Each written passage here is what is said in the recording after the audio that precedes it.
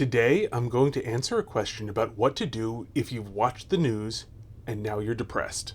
Welcome to Missing the Mark, where we look for meaning in strange places. I'm Christopher. This comes from a question from a viewer by the name of Blake. He wrote, something that has been on my mind recently has been my short-sightedness when it comes to all the political disarray about me getting very depressed about it. I didn't take your advice about not looking at the news, but all of the commentators I listen to online, the distributed, basically can see that there is no hope for rightward-leaning people in our country. Now, I could be overblowing this and projecting my own insecurities on the situation, but every person I listen to tells me that the walls are collapsing around me, and it's definitely not good for my mental health. Okay. So, and the first thing, actually, he might have meant, that might be a typo when he said I didn't take your advice about watching the news, not watching the news. I've got a video called Don't Watch the News, by the way, if you're not familiar. But he might have meant he did take my advice about that, but all of the commentators that he sees all talk about how bad things are. And this, by the way, is actually one of the problems with watching commentary about the news, although the news is mostly commentary anyway these days.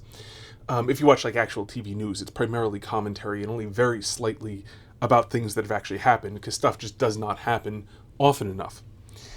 Okay, so having said that, the next problem is reading commentators, reading people talking about the news. Being on social media where you can share things has a very strong tendency to come up with people finding the worst things they can. So if you're only reading people who would not upset you with the things that they say, they're not talking about how up is down, right is left, white is black, or short is long, to quote the I think that's a They Might Be Giants song. Anyway, I think that's the Weird Al song in the style of They Might Be Giants, if I'm not mistaken. Doesn't really matter.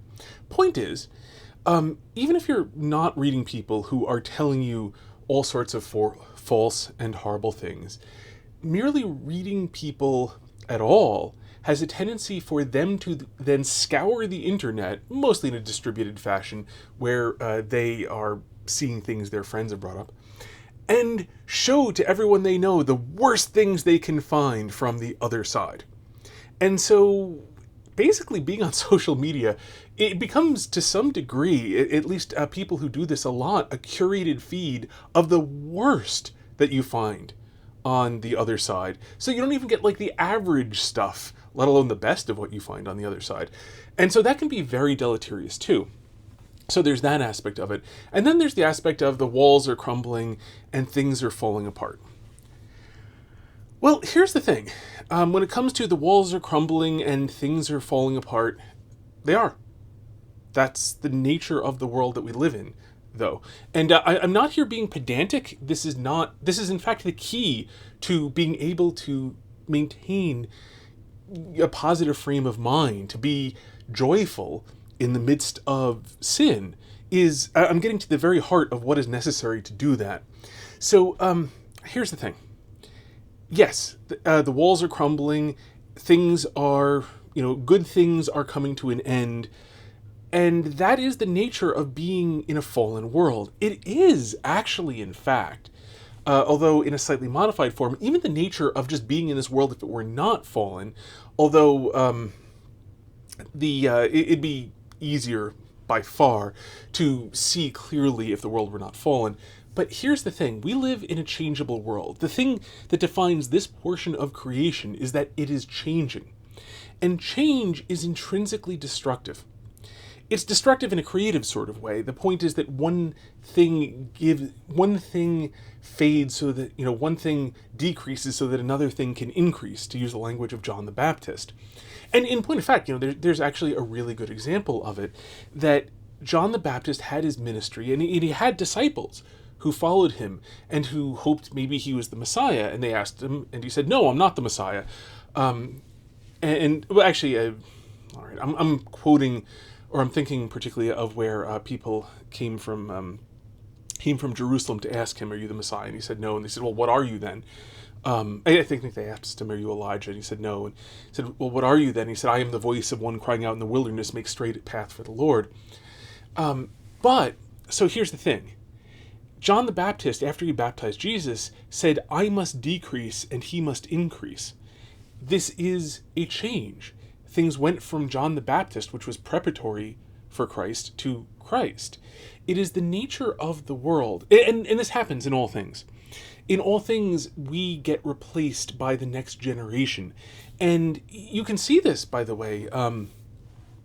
It's really kind of fascinating. If you look in the book of Genesis, you will notice there's one person mentioned who didn't die. If you look at the, sometimes called the begats, but if you look at the genealogy that goes along of Adam knew Eve and they begat Seth, and then and he lived this long, and then he begat this, and then he lived this many years, that many in total, and so on. One of them was Enoch, and then it kept on saying this, and then Adam died, this, and then Seth died, but Enoch did not die. It specifically varies the formula there, and saying, and I forget exactly how it's put, unfortunately, and I don't want to take the time to look it up. I apologize for that. But essentially, it very clearly distinguishes Enoch from his ancestors and his descendants, that Enoch walked with the Lord, and Enoch was, and then he was no more, but it specifically does not say that he died. It's very glaring in there. It's very interesting, because Enoch walked with the Lord. Enoch was a very righteous man, and Enoch was so good that he didn't come to die, but he did transition on, because this changeable world, it's really interesting if you look at what the structure of it is, that because rather fascinatingly, in this world of succession, in this world of change, where things move into being and disappear from being, what you have is the unfurling of creation step by step. And the big thing that this allows, I'm not saying this is the entirety of it. No human being can say what the entirety of God's purposes are. That would be absurd. But you can say what one of them is, or at least part of what one of them is. And one of the big things that this succession of changes allows is it allows people to take part in God's creative act. The technical term being secondary causation, I like to call it delegation. But if you think about it, God could create a human being and fully sustained in being, directly from God, fully knowing everything that it needs to know directly from God, but that's not how it works. We're born helpless and not knowing anything. And then over time, our being is given to us by, first our mother feeds us from her body, and then later you have both parents providing food for the child, giving to the child that being which God is giving to the child, but being God's gift of giving that child food, and teaching the child, being that gift, God's gift of knowledge to the child. That God gives it to us to become part of his act of creation through this act of delegation, which he does. And so this is one of the things that the succession of changes permits, is that we can become part of God's creative action, because there is this succession of being. However, at the same time, this is, by virtue of being intrinsically temporary, it cannot be in itself heaven. Heaven is not going to be a succession of changes, because heaven is perfect, and this is not perfect. This is imperfect. It is not completed. And you can even see that, incidentally, in the verb tenses. Just study a language, and you see, the past perfect is the past which has completed, and the imperfect is the past which is not completed. So this world is imperfect. It is not finished. At some point, however, the world will become finished, and we move on to that next stage. Once the world has been built up, it's the next stage wherein we no longer are building the world, but then, as on the seventh day, we rest. So now, remember the concept of rest. You say, on the seventh day, God rested. That doesn't mean that, God was exhausted, or God needed to recuperate energy, or something like that. That doesn't apply at all. But the concept of rest is to make and then to behold.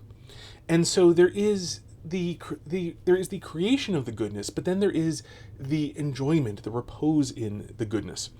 And so we move on to heaven, which is a post-temporal state wherein the world becomes completed, and then we eternally enjoy God's goodness and the goodness of God's creation, aka that's heaven. But that's intrinsic to the nature of how the world works, just as a changeable world. Now, in the fallen world, it's even worse, because things fall short of the goodness they were supposed to have all the time. And sometimes they come a little bit closer within our vision, and sometimes they come further away, again, as far as we can see. Now, one of the things you have to bear in mind, of course, is that from God's perspective, God's plan for the world is not frustrated by sin. God is not prevented from accomplishing good by sin, but rather, the individual can refuse good to himself, but is not going to, in a broad sense, frustrate God. God is not going to be defeated by human or angelic sin. And so all of those times when we do not see how God's plan is being carried out, how all we see is the dissolution, the ending of the good, but we don't see the coming forth of the next good that replaces it, that's where our sight is just too short. And this is where we need to live in faith, to trust God and to trust God's goodness, that in God's perfect plan, the world is in fact going forward the way it should. Goodness is being brought forth, and God is not being frustrated. God has not been defeated. We just don't see what's going on. And so, in the same way that during the day we see and during the night we don't, but you live in faith that the sun will arise the next day, even though you can't see it now, and you can't see where the sun has gone. And, I don't know, if anyone really wants to get, to bring up the completely useless, Earth is rotating, not the sun is moving. Well, the sun's moving too. It's orbiting around the center, so, technically the sun is moving. So you want to get technical with me, I'll get technical with you. It's irrelevant. That you do not know what's gone on. The sun could have winked out of existence or exploded within the last 7 minutes or so, and you'll only find out about it very shortly, given the speed of light, etc. So you always live by faith. You always have to live by faith in this world. Just some of it we're just so used to, we do automatically as a matter of course. But that's just an example of the small things of how we have to live in the bigger sense for how we see. And so this is the key. And there's actually something a little bit analogous. I did a video about how to not be afraid of the dark. And that was literally about how to not be afraid of the literal absence of light. However, if you take that metaphorically, it also works for the sort of darkness that I'm talking about, the metaphorical darkness, where we can't see how God's plan for the world is not being frustrated. We can't see the good that God is bringing forth clearly. There are, times, especially looking back, where it is clearer where the goodness that God was bringing forth. There are things that we experienced in our childhood that we're not now, where we could see the good then, and you can't see how people are receiving good now. And these things can get you down because we can't see. We are in the metaphorical dark. And the same sort of thing applies, that how do you not be afraid of the dark, whether the metaphorical dark or the literal dark? And the answer is always to really consider things as they are, to take seriously what is going on, and not to try to take refuge in particulars, but to look at what's really truly happening. What do you actually know is happening? And you actually know the world is going to end. You know that everything is going to crumble. You know that all civilizations fall. You know that all buildings are eventually worn down by the weather or knocked down by hurricanes or what have you. By earthquakes or what have you. That nothing lasts forever in this world. Everything is in a succession. And so when you see in the news, or when you avoid the news and then your friends tell you, or the commentators or what have you tell you about the various things, good things that are coming to an end, it is true that these good things are coming to an end. You will not be happy in spite of this by simply turning away from this, by trying to, like the ostrich of legend, more so than the ostrich of reality, hiding your head in the sand. That's not wherein human happiness consists. Now, human happiness also doesn't consist in simply dwelling on what has gone wrong. That's not going to do you any good either.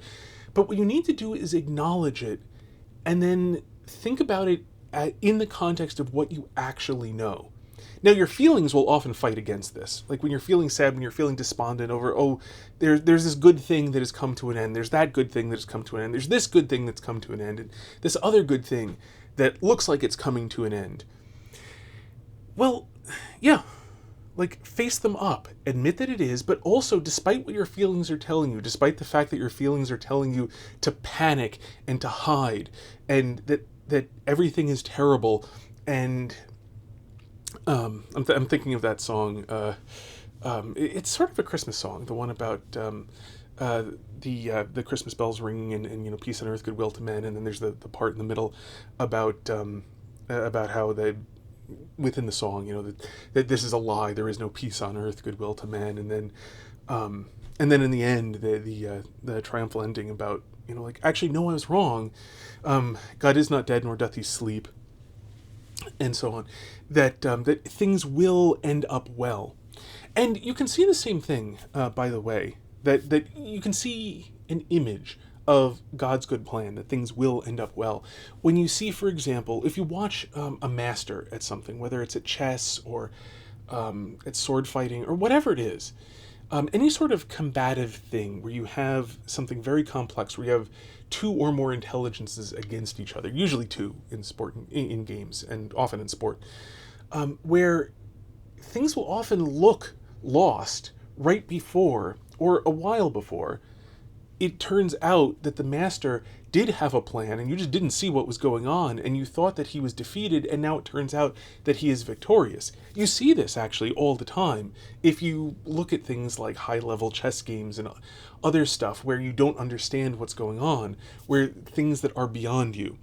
And it can look for a moment, not every game, obviously, not every match or whatever, but sometimes this does happen, and it's a really good metaphor for how, when you don't understand what's going on, things can look lost, when actually it is simply hidden from your view, but the triumph is ongoing. And so that's why, and that's the key. When you're depressed and so on, don't tell yourself everything's going to turn out all right. Things won't turn out all right. That's not the way in this world. That's not the way this world works. This world is not one in which goods last forever. Nor do privations of good last forever either, incidentally. Nothing in this world lasts forever. That's not the place to look for things lasting. We like to look for, what are they called? Sempiternal things. Things that seem like they are eternal, have the appearance of being eternal, that last for such a long time, you mistake them for being eternal, but they're not. They actually turn out, like everything in this world, to be temporary. And so the point is don't lose basically, don't refocus your eyes on the short term and mistake it for the long term, and don't despair of not finding the long term when you're looking right in front of your feet, and when you should be looking for the long term far ahead. So that's really the key. And this is what I found too, incidentally, personal history, but relevant.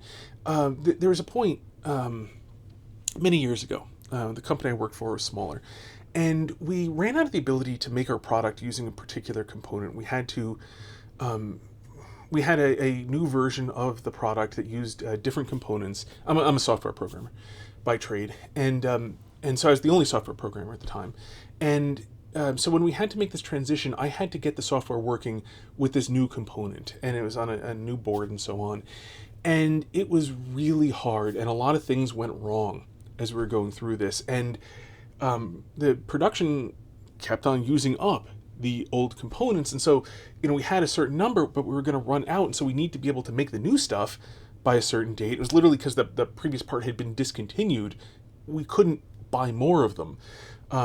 There was a final buy. We did our final buy, gave us a lot of a big buffer to run for many months longer than we thought we would need to, and all sorts of stuff went wrong, and we were coming up much closer on that. It was very stressful because if we don't have a product, there isn't going to be a company here. We were mostly a one product company at the time, and so it was really stressful that, like, myself and everyone else might lose our jobs because I can't. If I don't succeed, we'll all lose our jobs. And what do you do then?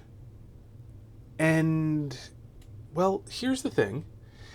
It was profoundly stressful. And the thing that helped, the thing that always helped, was to think through, yeah, that could happen. It is true that this could happen. I know, like, my feelings are yelling at me. This could happen. We're in danger. We're in danger. We're in danger. Yes. Yes, we're in danger. That's true. there's a bigger picture. I mean, maybe it is true that, like say personally for me, just narrowing it down for simplicity's sake, there were other people affected, but I don't want this video to be 8 hours long. So for simplicity, just narrowing it down to myself, yeah, maybe at this point, what God's plan for me is actually to become homeless and, live on the street because I can't earn a living.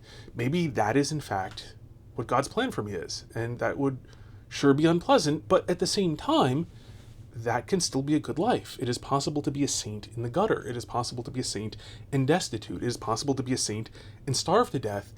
And none of that changes. Maybe the work that God has given me to do would be one of, not of accomplishing things, but rather of just being an example of patience to other people, or maybe, having sufferings to unite to those of Christ on the cross, to take part, in that trivial sense for the salvation of the world, or whatever exactly it is. Maybe that is in fact what God's plan for me is. And is that, if God were consulting me and, I get to choose the one I would pick? No. But that's not how life is supposed to work. And so, it's okay. Maybe things will go very differently than I expected. Maybe I won't be able to easily see the good in it, or even, with my limited power, see the good in it at all. But that's all right. Because ultimately, I trust God that in the end, at the end of time, when we look back and we can actually see God's plan, we'll understand it and we will see that it is good. And that's what got me through. Because that's the truth. And as Christ said, the truth will set you free. So that ultimately is really the solution. The same thing that worked there is the same thing that applies to if you're paying attention to the news and looking at how society is crumbling today. I mean, it's always been crumbling. It doesn't matter. Pick a time and you can find things that are crumbling, and seriously crumbling, not incidentally or trivially crumbling. Just to pick a simple example, people always think problems start so much earlier than they do, but the United States started tracking the divorce rate in the 1860s, and the divorce rate has been climbing ever since about 1870, roughly. The resolution is incredibly low in 1860, 1870, but it was so the resolution they had wasn't good enough. But basically by 1870, 1880, you can start seeing it tick up, and more or less, if you draw, and this is per 1,000 people, if you draw a line, the divorce rate from 1870 to 20, I think the last time I looked at this was 2015, you can see there's some things. There's a drop rate during World War II and a spike after World War II, and then back on this line, just climbing up and up. And then there's a huge jump up, I'm sorry, from your perspective, a huge jump up when NoFault Divorce was introduced, and then it leveled off and came back and kind of hit the line, started going up a little, plus or minus. Now, I'm not saying this line is a mathematical trend line, but I'm saying if you take there to be an underlying trend described by just a line just connecting these 2 points in time, it varied, but it got back on track over and over again. This is not a recent phenomenon. People like to talk about NoFault Divorce, but and I'm not getting into NoFault Divorce specifically, but if you look up the history of it, the reason NoFault Divorce was introduced was because people were lying in court so often that there was the danger that people would stop taking law in the courts seriously at all, because they were just so used to perjuring themselves at this point. And so in order to protect the law from common disregard, they introduced NoFault Divorce so people would stop lying about fault in divorce, because it was just really common. And getting ever more common that since you have to have fault, you would have things like the person who pretends to be cheating with somebody in order to establish fault in the divorce so that you can have the divorce proceeding through. I mean, in the 1930s, it's funny, you can actually read about things like the person that somebody was supposedly cheating with got recognized by the judge as the person who is the cheating, is the outside adulterer, professionally, and so they don't believe that the adultery actually happened in this, and so they threw the divorce out of court. And this is the 1930s when that sort of thing is happening. It's so NoFault Divorce was not people saying, you know what, let's actually just change society and make divorce easy. This was people are abusing the divorce laws so badly, let's let's stop making them abuse the divorce laws, because they're going to anyway, and at least then they might have respect for other laws because they're not already used to breaking them. So I'm not, by the way, saying that I'm in favor of no-fault divorce. In fact, with Chesterton and Christ and so on, I said that divorce is a superstition. The divorce is not real.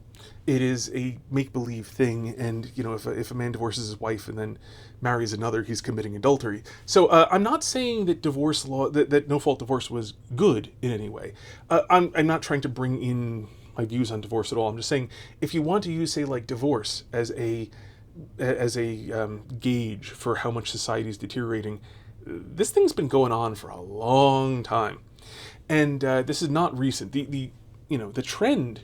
The trend line has been pretty stable, actually, with some little things in it. But it's been going on for a long time, and then there are other problems before that, and other problems before that, and so on. So if you really study history, and it takes a very long time to get into it, I gave one example, you will find that, in fact, good things are crumbling all the time, and they have been back since the beginning. What happened? Adam and Eve were perfect in the Garden of Eden, and then they sinned. And then what happens? They have 2 children, and one of them murders the other. The point is, whether you want to take the stories of Adam and Eve literally or metaphorically, in this case, and the stories of, oh God, I can't believe my memory is failing me this badly, Cain and Abel, literally or metaphorically, the point is, human society has been crumbling almost since the beginning. And it has been changing since the beginning. So it is not the nature of this world that good things will continue forever in this changeable world. That's not what this changeable world is here for. It's not here for good things to continue in the same way, to have exactly the same form forever. That's not why this world is here. That's the aviternal world of the angels. That is the eternal, the aviternal world that we will enter into in heaven afterwards, when men and women do not marry nor are given in marriage, but are like the angels. That's when creation has been finished, and then we move on into the next phase of that eternal enjoyment of the goodness of being. That's when things will last. That's kind of what our feelings are telling us we're not at, and they're right, and that's okay. And that's kind of the way to be okay with it. I know this probably sounds overly cerebral, but the thing is, when your feelings are lying to you, the way that you overcome them is, well, frankly, by being rational, by using your rational mind to choose to focus your attention on things that will make these feelings eventually subside and go away, and to focus on the truth, because the truth will set you free. Until next time, may you hit everything you aim at.